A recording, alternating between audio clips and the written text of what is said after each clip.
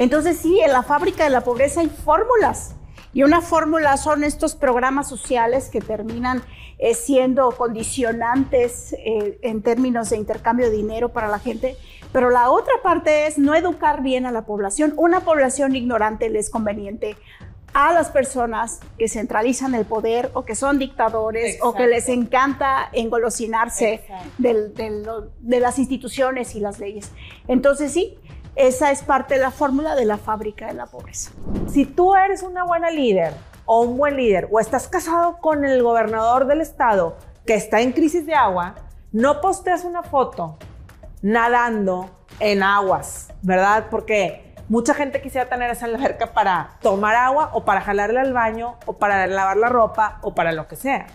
Y lo dice Yasmín Esquivel, como no hay esa coordinación entre los poderes. Pues no tiene que haber esa coordinación entre los poderes en este caso. ¿Por qué? Porque es un poder totalmente autónomo y se tiene que respetar. Y no lo están respetando. Bendito Poder Judicial Autónomo, lo necesitamos, punto. Sí que se necesitan una reforma, si ya lo platicamos el programa pasado, sí, pero no de este tipo.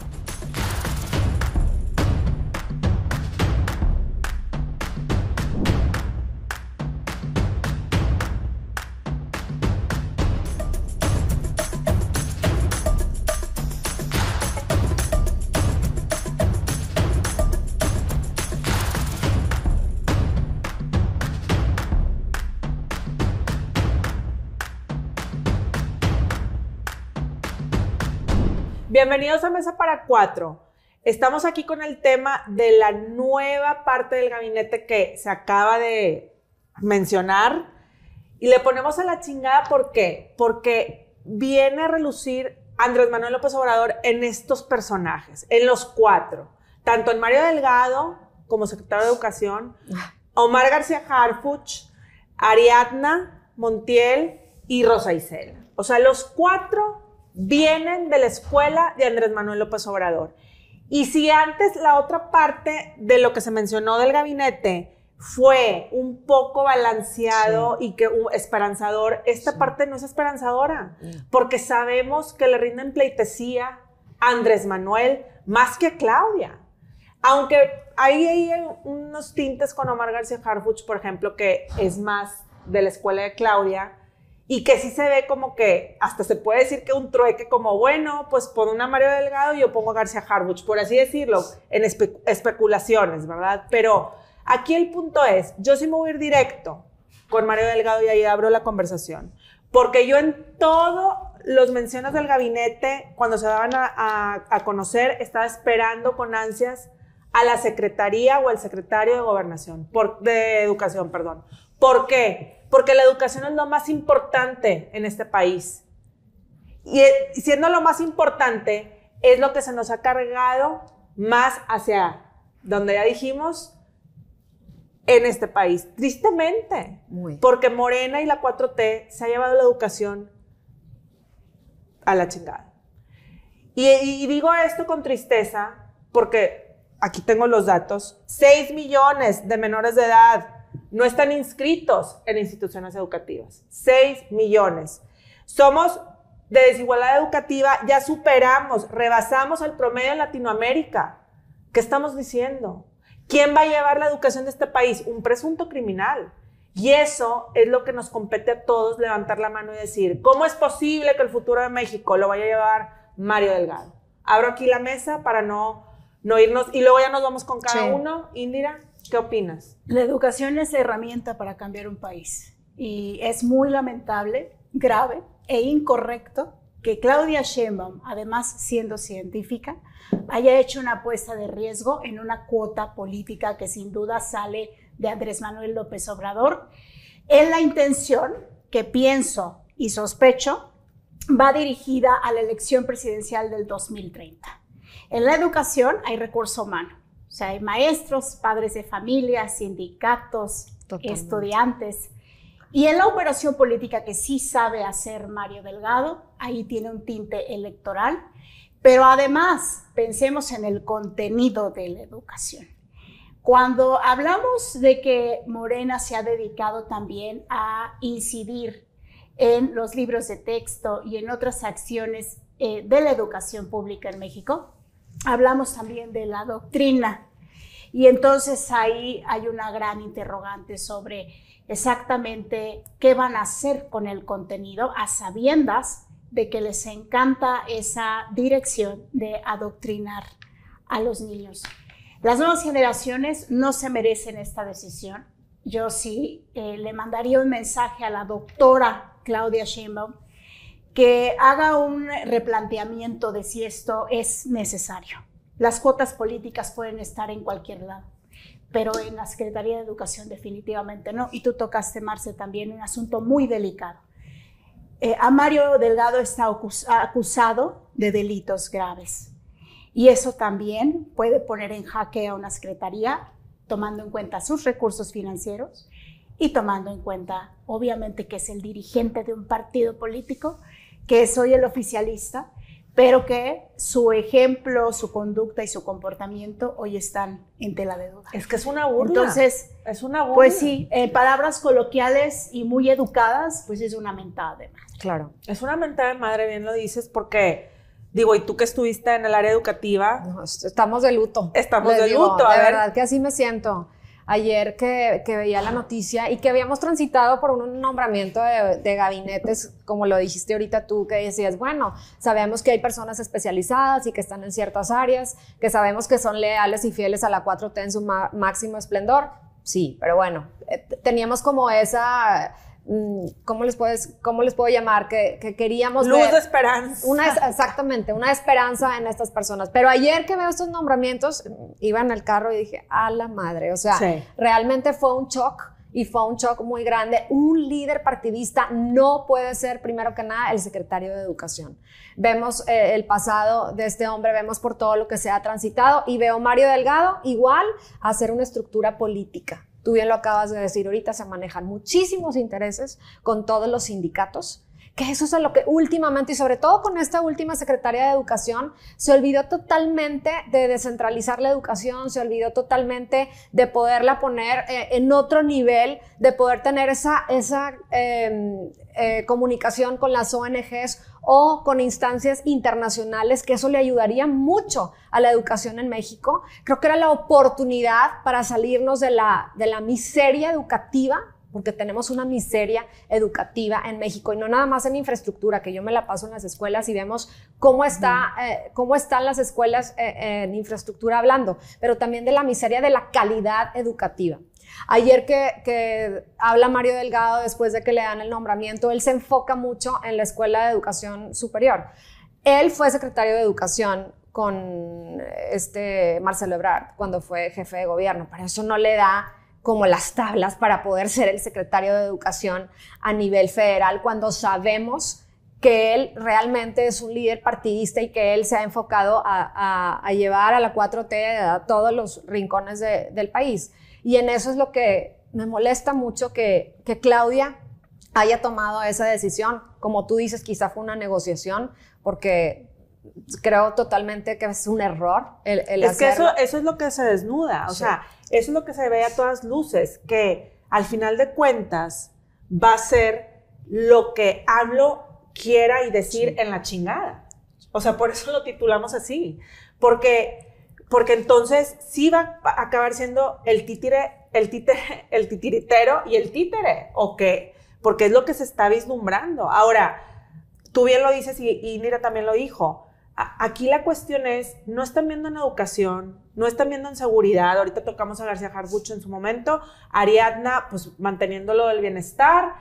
Ahí también se nota, si se mantuvo Ariadna Montiel en bienestar, es porque quieren mantener esa estrategia de bienestar claro. De la fábrica de la pobreza. Claro. Porque wow. Esa fábrica de la pobreza hace que su estrategia sea victoriosa. Sí. Entonces, dentro de esa fábrica de la pobreza está la ignorancia, ¿no? Oye, es que eso, o sea, a mí me acaba de impactar lo que dices, porque parte de por qué decimos que la educación es la herramienta para cambiar un país, precisamente porque el conocimiento te abre la mente y la mente crea acciones específicas de impacto positivo para tu vida y para la vida del resto Exacto. De las personas que te rodean. Entonces, por cada ausencia, deficiencia, no conocimiento que tengan los niños y las niñas, pues hay menos oportunidades de crecimiento para un país, y no hablo específicamente de la relación escuela con el campo laboral, simple y sencillamente el hecho de que estemos incentivando la curiosidad de las infancias permite que, vaya, tengamos una visión de país distinta. Entonces sí, en la fábrica de la pobreza hay fórmulas, y una fórmula son estos programas sociales que terminan siendo condicionantes en términos de intercambio de dinero para la gente, pero la otra parte es no educar bien a la población. Una población ignorante le es conveniente a las personas que centralizan el poder o que son dictadores. Exacto. O que les encanta engolosinarse de las instituciones y las leyes. Entonces sí, esa es parte de la fórmula de la fábrica de la pobreza. De la fábrica de la pobreza, en donde estos 4 personajes creo que van a rendir esa pleitesía de seguir con lo que hay. Porque incluso, por ejemplo, vamos a tocar el tema de García Harfuch. Lo venía escuchando en Radio Fórmula. Todos los analistas, pues obviamente, ay, García Harfuch, trae todas las tablas. Sí, gente que dice preparado. que está muy guapo, bueno, pues también está guapo, ponle tú, lo que tú quieras y mandes. El nuevo, el Batman, ¿o cómo le dicen? Sí. Sí. Bueno, el punto aquí guapo es... no está, mira. Bueno, sí, no, pero él tiene su club de fans. Pero aquí el punto es que, bueno, él sí llevó una policía preventiva en la época de García Luna. Y dio resultados. Está bien, pero ahorita el país está militarizado. Sí, totalmente. Y entonces, está militarizado, se va a militarizar más. Y ahorita en Radio Fórmula él estaba con Ciro Gómez Leiva dándole una entrevista y él, implícitamente o no, lo rectificaba. Decía él, y no estoy diciendo ni denostando a la Guardia Nacional ni a la Sedena, pero la estrategia es militar. Entonces, y él estaba diciendo, pero vamos a unirnos y vamos a tal. O sea, él va a estar ahí como un mediador, más allá de ser alguien al mando de... A mí me gustaría ver a un... García Harfuch realmente que voltee a ver a los estados, que haya una coordinación realmente. Aquí en Nuevo León vemos cómo se ha abandonado totalmente a los municipios. Están abandonados en cuestión de seguridad, porque también no hay los recursos suficientes. A mí me gustaría ver que él se deslindara un poquito de eso, voltear a ver las necesidades que tienen realmente los estados y que haya esa coordinación con las Fuerzas Armadas, con las policías estatales, con las policías municipales, que es lo que realmente necesitamos. Aquí está ardiendo el Estado. ¿Por qué? Por esa falta de abandono que existe totalmente a nivel federal en cuestión de los municipios. Entonces, pues ojalá. Creo ¿verdad? que es una persona que está preparada, como dices tú, me gustaría que se deslindara un poquito y que realmente sí va a tener, pues obviamente, esa presión y ahora con la militarización, etcétera, pero que volteara a ver a todos los estados y realmente se enfocara en esa situación.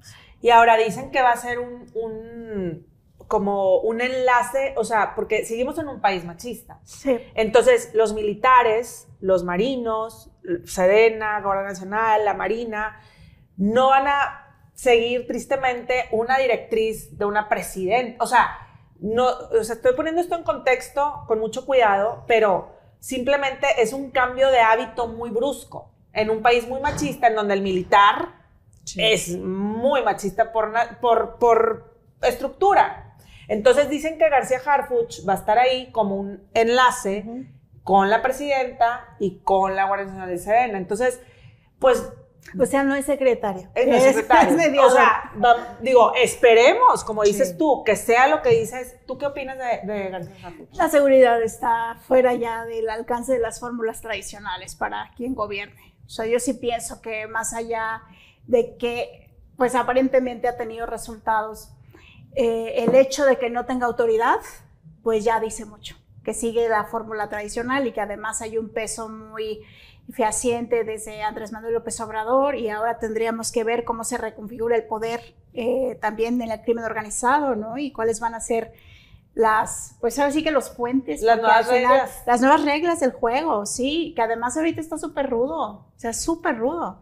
Entonces, por eso yo no puedo confiar en alguien que no tiene autoridad hoy, en términos de seguridad. Buen punto, buen punto. Sí. Y bueno, Rosa Isela y Ariadna, que son las mujeres que acaba de mencionar, las nuevas mujeres dentro de la fórmula del gabinete.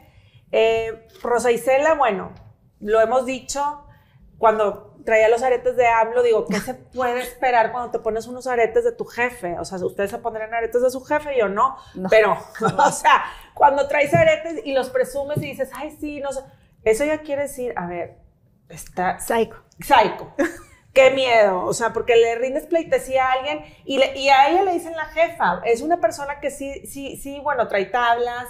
Hasta García Harfuch dicen que le dicen la jefa. O sea, ella dentro de esa fórmula tiene su posición de poder dentro del gabinete. Entonces... Que por algo la pusieron ahí. Que porque por tú algo sabes la que la pusieron Secretaría ahí. de Gobernación es ver toda la política al interior del país. Sí, Entonces, pero pues bueno, a mí me queda el sabor de... va a estar ahí, como Ariadna, que la mantuvieron porque mantiene el orden de la 4T, que no es un orden nuevo, es un orden, es el segundo piso de la transformación, sí. ¿No? Ariadna es una operadora política que ya la vimos cómo operó con la 4T, a todo lo que da con los programas sociales, convenciendo a la gente en estos últimos años, que por eso mismo la dejan ahí. A mí me gustaría ver, es lo que todos quisiéramos ver, ¿verdad? Si pues ya ganaron, ya no tienes que estar convenciendo a la gente con programas sociales, que realmente se usen los programas sociales como deben de utilizarse para combatir la pobreza, para combatir el abandono, para combatir el rezago, que eso es lo que quisiéramos ver, pero pues bueno. No, bueno, es muy utópico. Yo Exacto. Creo que ellos quieren seguir, como dijimos, la fábrica, ¿no? Sí, pues es lamentable porque el saque de este gabinete fue bueno, fue aceptable, con gente de trayectoria, digamos, incluso de corte académico. Sí. Que pues, como digo, pues siempre alguien tiene que trabajar, chavos, ¿no? Mientras unos roban, alguien tiene que sacar las cosas adelante. Pero el caballo se fue haciendo flaco. O sea, eso también a mí me sorprende. Creo que fue un saque bueno en un inicio, pero sí, aquí ahora mismo le tocamos el tema que... ¿Verdad? O sea, aceptable. Vamos a poner interrogantes en la mesa, normales. Pero ver ya a la parte de la operación política, porque todas estas personas son operadores políticos. Sí, claro. Por eso digo Totalmente. que una persona que no tiene autoridad, para mí, es sinónimo de desconfianza. ¿Por qué? Porque no están ahí para decidir, sino o dirigir o administrar, sino están ahí para seguir órdenes. Y son secretarías de piezas clave, Sí. las 4. Sí, son operadores políticos. Por eso, pues desde el rancho La Chingada, les van a dar órdenes.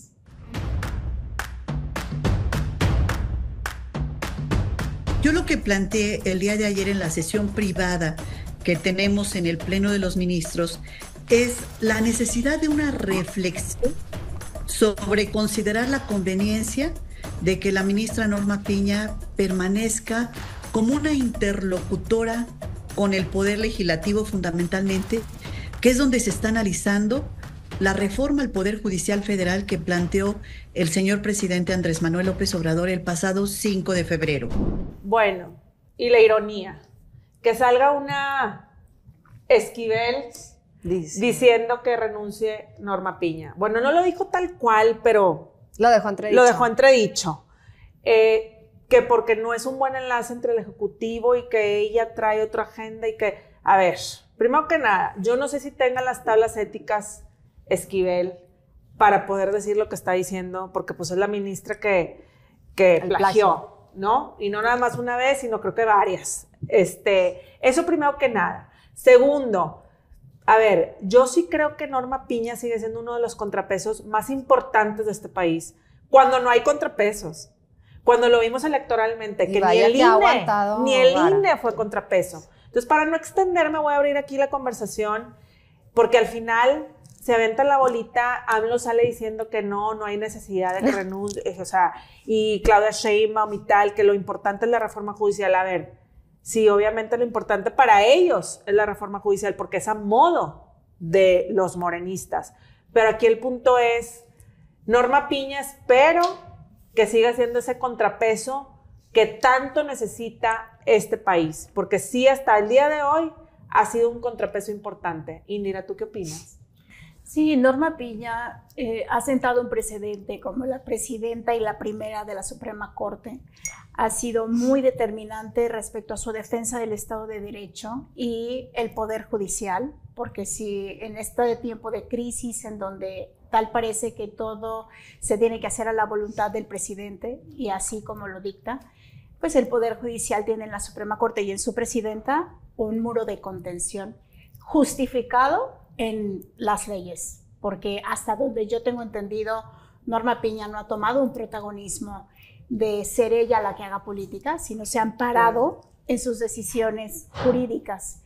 Pienso que en un perfil profesional y técnico ha sido muy responsable en hacer eso, porque no ha abonado a esta discusión pública, sino al contrario, trata de sobrellevarla con un perfil incluso bajo, si lo podríamos decir así.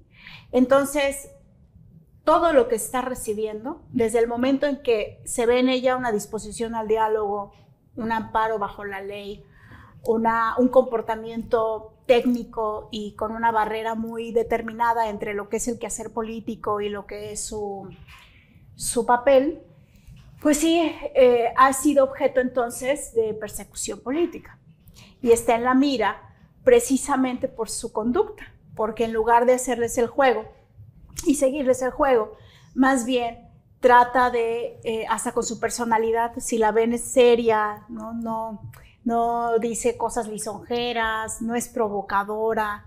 Entonces, pues ahí es cuando el sistema se pone en jaque, porque lo que están esperando es provocarla. Reaccionaria, sí. Y ella no reacciona, por decirlo así. De hecho, en esto, ahorita que lo dices, en vez de reaccionar, ella políticamente correcta, cuando Esquivel dijo eso, ella dijo, pues voy a pensar lo que estás diciendo. O sea, no quiere decir, no voy a sentir, pero lo voy a pensar. O sea, muy ecuánime. Sí, tiene inteligencia emocional, se le nota. No es una persona que fortaleza. Se enganche. Sí, o que se vaya así por de bruces, o sea, no. Entonces, lo que pienso es que como a fuerza quieren hacerla pasar por la villana de la historia, y en el hecho de que ella no juega ese juego, pues entonces se le van más en contra. Y por eso tienes la desesperación de las voceras y voceros de la 4T, porque no le puedes llamar ministra a una persona que está pidiendo su cabeza. Y que inclusive votó por ella. Ajá.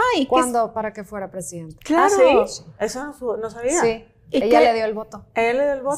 Sí. Y que además es una plagiaria, ¿no? No, Entonces, y sigue órdenes de un Saldívar y de un Ricardo Monreal. Sí, o sea. Entonces, y mira, al día siguiente de que pasó eso, el mismo presidente dijo, yo no pedí que alguien renuncie, o algo así, una expresión. Dice, no es necesario. ¿Verdad? No es necesario. Sí, porque sabe que el juego se le cae, ¿verdad? Pero ahí es cuando ves los voceros y las voceras de la 4T, de verdad yo espero que les paguen muy bien, o les hagan un favor enorme, o no sé. Dices, ¿cómo defiendes lo indefendible? Sí. Ajá, y ¿sabes cómo quieres quedar bien? Cuando en realidad, pues no, eso, es más, me hago las palabras de López Obrador, que no hay necesidad de que alguien renuncie, no hay necesidad de que alguien entre en un conflicto. ¿Por qué? Porque lo único que está pasando, lo único que está pasando, y al menos eso es lo que yo le admiro a Norma Piña, porque los está poniendo en jaque, ya no saben qué hacer con ella, porque no reacciona. Porque no va y les dice, y también, y se compra sus bots y sus portadas, no, pues la señora es como que... Es lo que es. No, aquí estoy de presidenta, y se acabó. Sí. Yo veo, lo que veo es una desesperación. Totalmente. Están desesperados porque no la pueden sacar de su juego. O sea, ella sí tiene autoridad.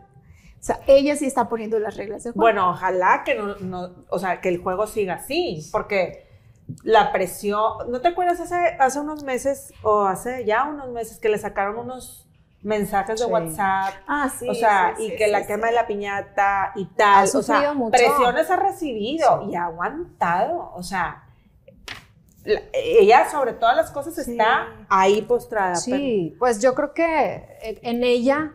hemos visto, como dices tú, el contrapeso máximo, y qué difícil para ella el estar en esa situación. Lo hemos visto con los ataques que ha recibido, pero a la vez aquí en el estado de Nuevo León, que con este gobernador que tenemos, que tantas cosas que se han solucionado en la corte, y dices tú, si no estuvieran personas como ella de ese contrapeso tan valioso, pues no sé. No pasaría. ¿Qué pasaría? A ver, yo más veo lo que dice el presidente de no es necesario que renuncie a, como de todos nos va a pasar la reforma. O sea, yo lo veo más así de, no nos importa si renuncio o no, porque la reforma va a pasar. Exactamente.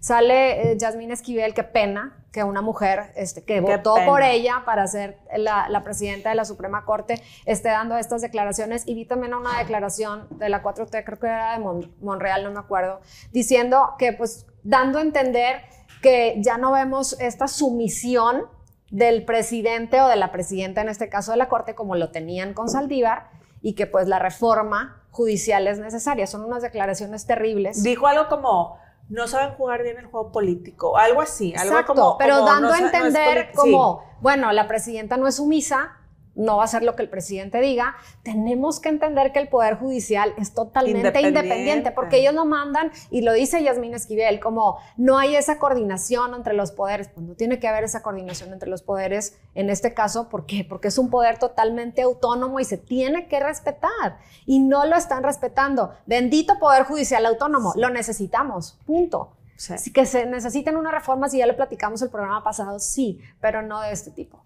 Es el último, o sea, creo que es la última luz de esperanza. Exacto. Al final del túnel. Totalmente. Ahorita en nuestro México, porque ni siquiera el INE en las elecciones fue un contrapeso.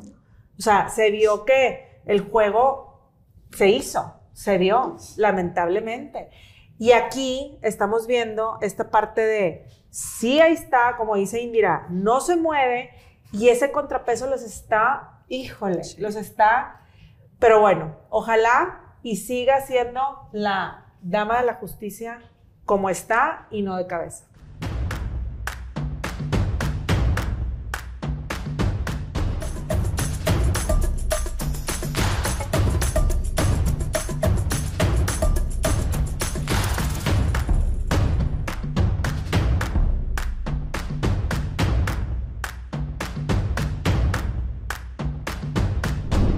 Bueno, y la crisis de agua en Nuevo León, que sigue después de 2 años.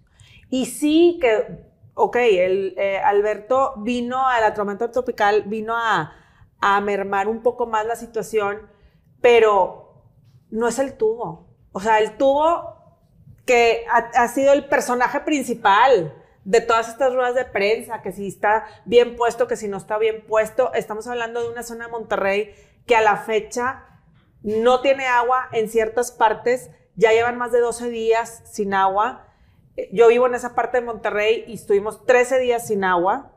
Y el gobernador, no sé ustedes si tuvieron agua en su... No, también se me fue también. Muchos días. Sí. Aquí lo impresionante es que nos tenga el gobernador Samuel García contando y diciendo que tengamos paciencia y que contemos las horas para ver cuándo llega el agua, cuando vemos a una Mariana nadando en sus redes sociales en las albercas. O sea, si tú eres una buena líder o un buen líder, o estás casado con el gobernador del estado que está en crisis de agua, no posteas una foto nadando en aguas, ¿verdad? Porque mucha gente quisiera tener esa alberca para tomar agua, o para jalarle al baño, o para lavar la ropa, o para lo que sea. Entonces, esa parte sí, y tiene todo el derecho a andar nadando en donde tú quieras. Pero cuando hay una crisis y tú tienes esa agua que los demás no tienen y están contando los días, no se hace eso, primero que nada. 2, no se hacen ruedas de prensa cada minuto para decir, ahí viene el agua, ya merito, como la fábula del Esopo de ahí viene. Esa parte al ciudadano lo tiene ya hasta acá. Pues sí, inauguró el acueducto 2 veces con el presidente. Exacto, es un juego psicológico, pero si lo ven... Antes también, que si las presas, que si no, que si ya están llenas, fue obra de Tlaloc. No es obra de ustedes, Samuel García, porque lo están presumiendo como si ya están las presas llenas. Ay, sí, ya picaron al botón como antes, ya lo pusieron pausa y play. O sea, eso no es. Entonces aquí abro la conversación, porque yo sí creo que es un juego muy perverso estar jugando con este vital líquido que es de todos. Y claro, va a haber desastres naturales, va a haber tal, y para eso hay fondos de desastres naturales. Fondos que no hay, porque ni siquiera se obtuvieron, porque se gastó ese dinero para otras cosas. Entonces, aquí yo sí creo que es falta de estrategia, ineficacia, dónde está el dinero, y juegos políticos del hambre. Totalmente. Que nos tienen al ciudadano en un juego psicológico, porque la gente ya está muy desesperada. Hay gente que al día de hoy aún no tiene agua. Abre la conversación, Indira. Mira, el Tribunal Electoral dictaminó que Samuel García utilizó recursos públicos para beneficiar la candidatura de Álvarez Maínez. Y yo me pongo a pensar, entonces, ¿qué está haciendo con el dinero?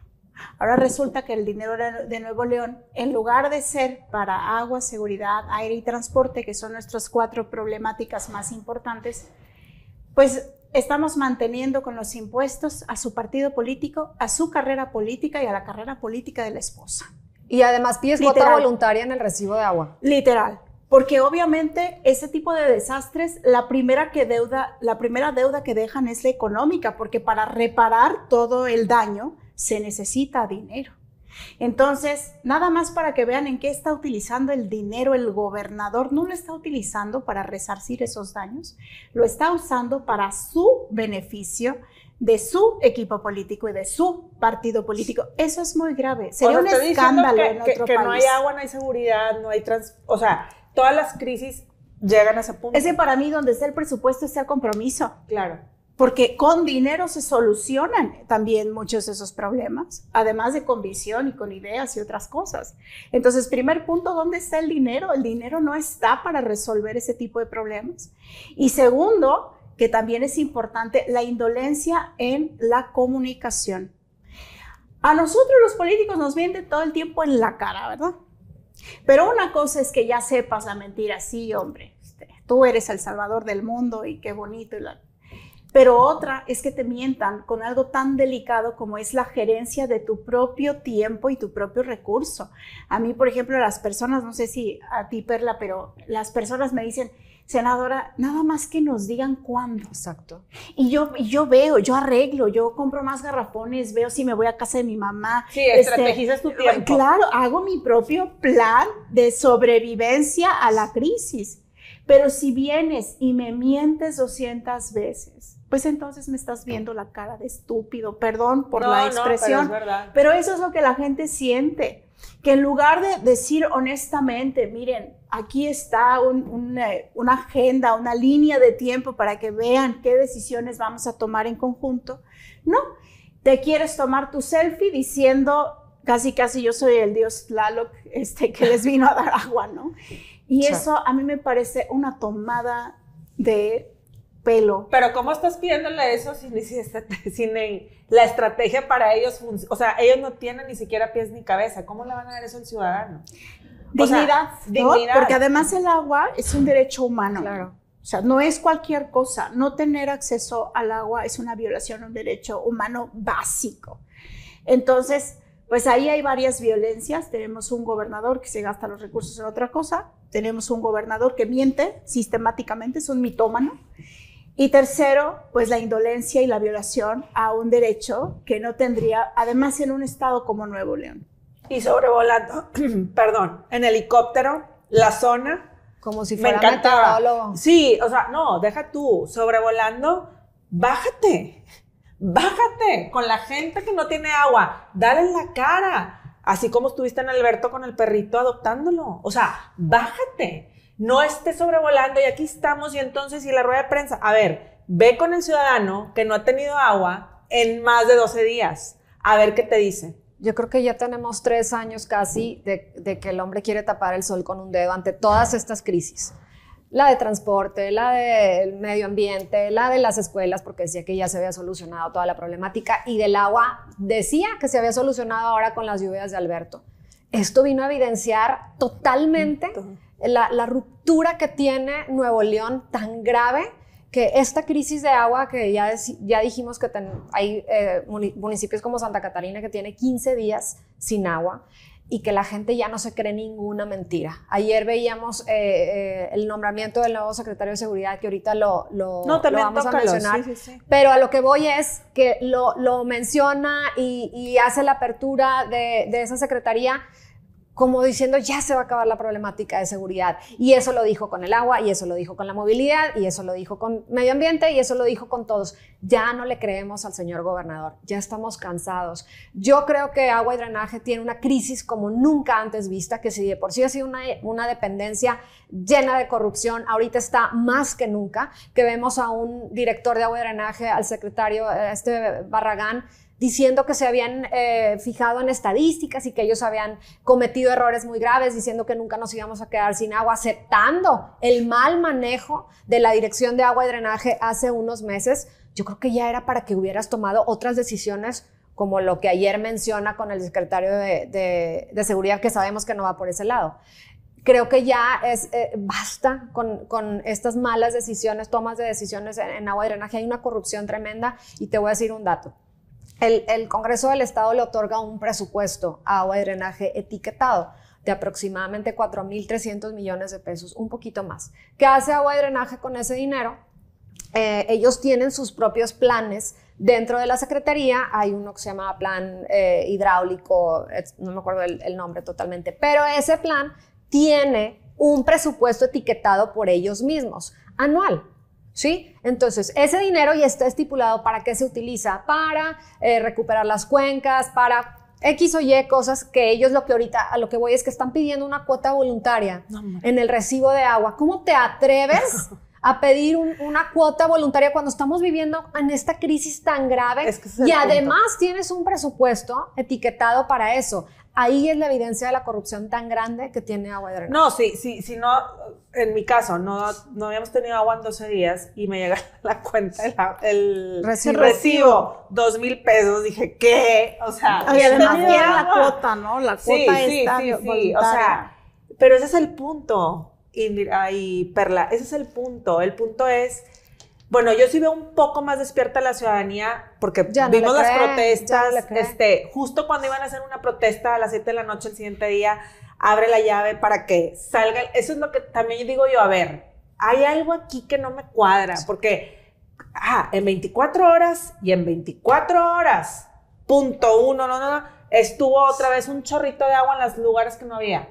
Si es que, ¿verdad? Pero entonces estás jugando con el ciudadano la parte psicológica también. Totalmente. Entonces, esa parte a mí no me late, no me gusta, porque no es un tinte de un buen líder, es un tinte de dictador, de populista. Vemos también en la parte de seguridad, que también es una crisis, que aquí no lo ponemos atrás, pero la crisis de seguridad en Nuevo León también está, y estamos viendo el mismo playbook de Andrés Manuel, que está eliminando a la policía para unirlo a la fuerza civil a modo. Es la verdad. Sí, ayer dijo para eso, que trabajen a modo del gobernador. Porque no lo podemos llamar otra cosa. Entonces, ahí también, ¿tú qué opinas de la parte de seguridad? Digo, somos de los estados más violentos del país, ¿no? Mira, hace muchos años hicimos un esfuerzo entre la iniciativa privada, la sociedad civil y el gobierno para poder apaciguar las aguas de la mal llamada guerra contra el narcotráfico que aquí nos vino a estallar y que tuvo saldos muy duros. Es más, hay una generación entera que crecimos en medio de balaceras, de cabezas y de secuestros. Entonces, ver otra vez en la perspectiva del tiempo la misma escena, para muchos es un déjà vu. Entonces, es algo que ya vimos. Yo lo viví.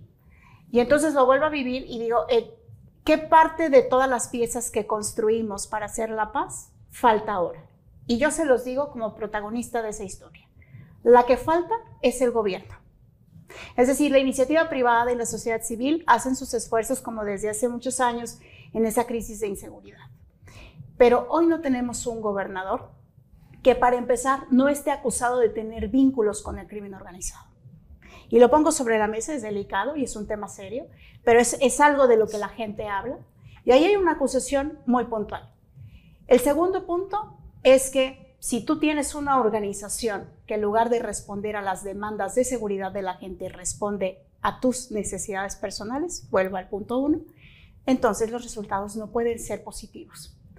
Y tercero, que esa es la otra parte, ¿dónde está toda la inversión que en algún momento se logró hacer de la salud, de la educación y de otro tipo de programas de prevención del delito una prioridad que acompañe la estrategia de seguridad? Se ha dejado olvidada por completo. Y ahí tenemos el tema de las escuelas y la infraestructura. Entonces, en conclusión, hoy lo que hace falta es tener un gobernador que, lejos de sus acusaciones, pues realmente haga una inteligencia estratégica de la mano de la cooperación para que esto continúe. Haber quitado a Gerardo Pámanes no va a resolver el problema, y menos porque se supone que lo quitó porque no ayudó y colaboró en la campaña de Mariana Rodríguez. Ese también es un secreto a voces. Claro. Siendo así, quitarlo, hagan de cuenta que le pusimos un curita a un cáncer. Así de fácil. No vamos a tener resultados positivos hasta que también esa relación con el crimen organizado no sea aclarada. Y segundo, pues hasta que no tengamos una estrategia integral de seguridad que no esté depositada la seguridad pública única y exclusivamente en la fuerza. Es que le está lloviendo sobre mojado al gobernador. Y creo que el cuentagotas que nos está poniendo a los ciudadanos, creo que hay que revertirlo. Que cuente él las gotas que le quedan, porque en verdad tiene muchos frentes. Ya no sabe ni por dónde. Y creo yo que esto que toca, Indira, que está muy delicado y creo que hay que ponerlo sobre la mesa. Ya no hay vuelta para atrás. Tenemos que tener unos líderes que en verdad vean por el Estado. Que en verdad, o sea, ¿qué más necesitamos? Ya no hay agua en tu casa. O sea, es la verdad. Porque está diciendo ahora que viene Beryl, porque aparte Beryl, y en la rueda de prensa, o sea, yo escucho cada rueda de prensa y digo yo, de verdad, no puedo creerlo, no puedo creerlo. Hay gente que de verdad no está yendo a trabajar. Dejen ustedes porque no se ha bañado en 13 días. No, porque tiene que ir a agarrar agua de no sé dónde del garrafón y el ir y venir, como tú dices, estrategizar el tiempo. Ya no les alcanza ir al trabajo. Entonces están faltando al trabajo, no les están pagando, no hay agua en la casa. ¿Qué más? O sea, va a tronar el ciudadano, ya está tronado. Pero ellos sí, en el helicóptero, en la alberca, en la no sé qué. O sea, es una ironía, ya a todas luces, y creo yo que debe haber un punto final en esto. Sí, y me llama mucho el caso, bueno, ayer vimos que ya era un secreto a voces la renuncia inminente de Gerardo Pámanes, exacto. Pero lo vimos hace un mes con la Secretaría de Participación Ciudadana, que va en el mismo sentido. Renuncia. Sí, es cierto. ¿Por qué? Porque no le siguió el juego durante la campaña de Mariana Rodríguez. Entonces, vemos el mismo tinte político, castigo. Aquí es bien sabido que sabemos que la crisis de inseguridad no se va a solucionar de la noche a la mañana y menos con este nombramiento. Sabemos de la falta de operación en muchos municipios en cuestión de seguridad por tintes políticos, porque sabemos que el gobernador ha abandonado a municipios que son del PRI y del PAN, que les ha dejado de dar recursos, que ha dejado de apoyar a la policía municipal por estos aspectos políticos. Y eso es lo que vemos totalmente, que si él no tiene a sus secretarios a su modo, lo vimos en aquel entonces en la Secretaría de la Mujer, que también renunció por no seguirle los pasos al gobernador. Entonces ya van 3 secretarios en lo mismo. Y sabemos que va en el mismo sentido. Me preocupa mucho. Sabemos que en cuestión de fuerza civil y en la persecución que vivimos los diputados, que él tiene, me refiero a él, al gobernador y a sus allegados, que tienen a su disposición elementos de fuerza civil que les siguen las órdenes directamente a ellos y no dependen del secretario de seguridad. Y eso lo sabe, es también un secreto a voces. Eso es lo que me preocupa realmente. Ayer sale en su despacho con Gerardo Escamilla, el nuevo director de seguridad, diciendo que ya van a hacer nuevas estrategias y que ya se va a solucionar la crisis de seguridad. Volvemos a mentirle a la gente, volvemos a querer tapar el sol con un dedo, volvemos al juego psicológico que lo vemos todo el tiempo. Entonces es muy alarmante, es muy preocupante, pero sabemos el tinte político que tiene este nombramiento. Pues ojalá el gobernador nos explique, como explicó en su momento, cómo adquirió el terreno en la mesa de la corona. No puso demasiadas estrategias de cómo se hizo, pues que nos explique las estrategias de seguridad de agua. Ojalá y salga explicando específicamente ese tipo de estrategias que nos urge al Estado, porque estamos en estado de emergencia, de alerta, porque aparte el agua llega negra. Y eso en otro país es penadísimo.